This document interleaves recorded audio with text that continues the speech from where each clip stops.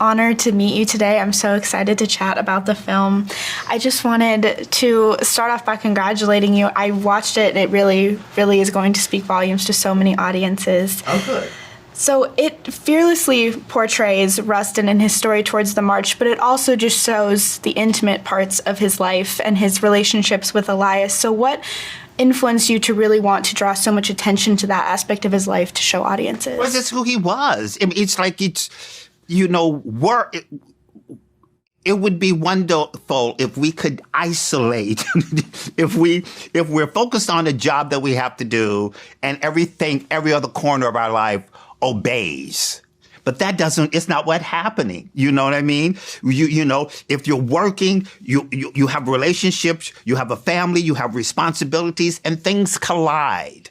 And that's part, I think, of the wonder and the potency of him, is that the purity of his focus, and that this happened, and he organized this march in 8 weeks, and also trying to create dynamics that were, and at the same time, he's also being challenged and under attack by J. Edgar Hoover and the FBI, and the Kennedy brothers don't want this to happen. And at the same time, it's fictionalized. He's starting a relationship with a person who is married, and then has a relationship with an ex who's helping to organize the march. And it's the chaos of one's life. And how does one maintain one's focus, one's drive, one's determination, and one's clarity in the middle of all of that? That's who we are. That's who we are. And I think it humanizes him. I think it looks like us.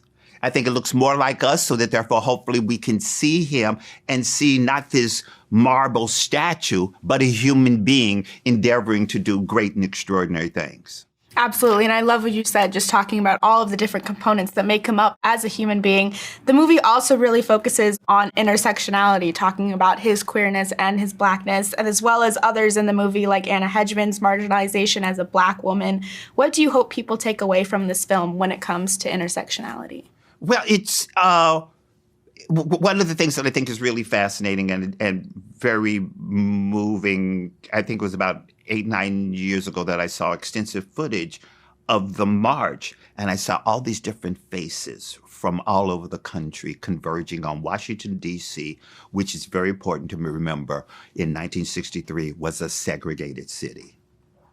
The lunch counter scene at the very beginning was filmed at a lunch counter in Washington, D.C., and someone who knew it said this was segregated in 1963. So you had all these people coming together from all over the country because they felt a responsibility. They understood, whether they understood it intellectually or they understood it emotionally, that it needn't look like you to be about you.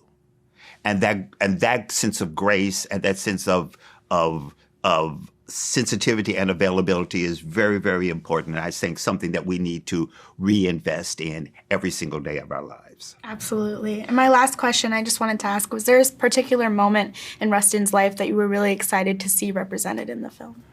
Oh, that's an interesting question.